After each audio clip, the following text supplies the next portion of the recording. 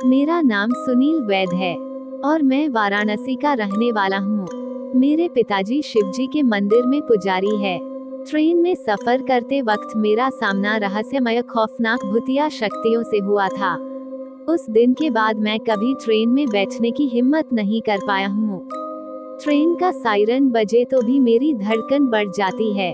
मेरे साथ वह दर्दनाक घटना तब घटी थी जब मैं अपने दोस्त बकुल और प्रदीप के साथ शिमला घूमने जा रहा था। हमने अचानक घूमने का प्लान बना डाला, तत्काल में ट्रेन टिकट बुक किया और फटाफट रेलवे स्टेशन पहुंचे। ट्रेन निकलने का समय हो चला था। बकुल और प्रदीप ट्रेन में चढ़ गए और मैं नाश्ता पैक करवाने के चक्कर में लेट हो गया। मुझे जोरों की बाथरूम लगी थी तो मैं उधर रेलवे स्टेशन के पास कोने में खड़े खड़े पेशाब करने लगा। अचानक मुझे किसी अनजान शक्ति ने जोर का थप्पड़ मारा। मेरे कान में तो जैसे सीटी बज गई। मेरा नाश्ते का पैकेट हवा में उछलकर बिखर गया। आसपास देखा तो कोई ना था, पर मैं जिस पत्थर पर पेशाब कर रहा था उस पत्थर से धुआं निकाल रहा था। ये देखकर मेरे तो रोंगटे खड़े हो गए। मैं फौरन ट्रेन की ओर भागा और चलती ट्रेन बड़ी मुश्किल से पकड़ी। बकुल और प्रदीप मुझे देखते ही गलियां देने लगे। वह बोले कि कहाँ मर गया था, ट्रेन मिस हो जाती तो। अब मैं उन दोनों को कैसे बताऊं कि मैं किस मुसीबत का तमाचा खा कर आ रहा हूँ। ट्रेन ने रफ्तार पकड़ ली और हम तीनों दोस्त भी मस्ती में मस्त हो गए। बकुल और प्रदीप से मैंने तमाचा खाने की और पत्थर से धुआं निकलने की बात बताई, पर वह दोनों तो मुझ पर हंसने लगे। रात हो गई थी। हमने ट्रेन में ही खाना ऑर्डर किया और फिर कुछ ही देर में हम ट्रेन में बातें करते करते सो गए। बकुल और प्रदीप की अपर बर्थ थी और मैं नीचे खिड़की के पास सोया था। तकरीबन रात 3 बजे ट्रेन किसी वीरान जगह पर रुक गई। मेरी आंख खुली तो खिड़की से मैंने झांका तो देखा कि बाहर झाड़ियों के पास बकुल खड़ा है और उसे किसी विकराल डरावने आदमी ने गले से पकड़ रखा है। मेरे तो होश उड़ गए। मैं फौरन प्रदीप को जगाने लगा तो देखा कि प्रदीप भी अपने बर्थ सीट से गायब है। मैंने फिर से खिड़की में झांका तो देखा कि प्रदीप को भी उसी बकुल के पास किसी चुड़ैल जैसी डरावनी औरत ने जमीन पर गिरा रखा है और उसने प्रदीप की छाती पर पैर रखा हुआ है।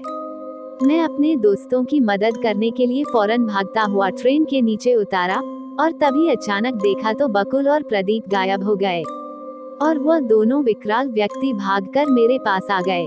अब उस चुड़ैल जैसी औरत और उस डरावने विकराल आदमी ने मुझे पकड़ रखा था। डर का आलम ये था कि मेरी हलक सूख चुकी थी और मेरे मुंह से आवाज तक नहीं निकल रही थी। वह चुड़ैल जैसी औरत बोली कि हम दोनों रेलवे स्टेशन से तेरा पीछा कर रहे हैं। हमारे रहने की जगह को तूने गंदा किया है, इसलिए अब हम तुझे अपने साथ ले जाएंगे और तेरे खून से वह जगह साफ करेंगे। इतना बोलकर वह दोनों मुझे झाड़ियों में खींचने लगे। मैं तो अधमरा हो गया था, फिर भी भागने की कोशिश कर रहा था, पर मुंह से आवाज निकले तो कोई मेरी मदद को आए ना। तभी अचानक ट्रेन का सायरन बजा और वह दोनों रहस्यमय भूतिया लोग मेरा हाथ झटक कर भागे। मैं बावलों की तरह ट्रेन की ओर भागा और ट्रेन में घुस गया। फिर से ट्रेन चलने लगी। मैं चुपचाप अपनी सीट पर जाकर सो गया। मेरी धड़कनें काफी तेज थी, फिर भी मैंने डरते डरते खिड़की से झांक ही लिया। तभी देखा तो वह विकराल आदमी और चुड़ैल की जोड़ी सामने जड़ियों में ट्रेन के साथ दौड़ रहे हैं और उन दोनों के मुंह मेरी ओर हैं। अब मैं खौफ से आतंकित था। मैं दहाड़े मारकर रोने लगा और चीखने लगा। हमारे डिब्बे के सारे मुसाफिर जाग गए और तभी देखा तो बकुल और प्रदीप दोनों कमीने दोस्त अपनी सीट पर से नीचे उतरते हैं।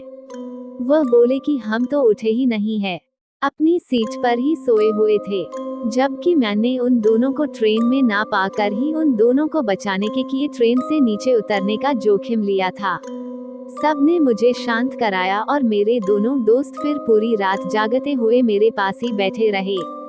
हम तीनों दोस्त शिमला घूमे, पर ट्रेन के दर्दनाक हादसे की याद मुझे पागल किए जा रही थी।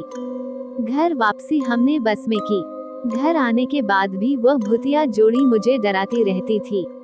एक दिन मैंने अपने पिता से मदद मांगी। पिताजी फौरन मुझे उस जगह पर ले गए जहां पर मैंने पेशाब किया था।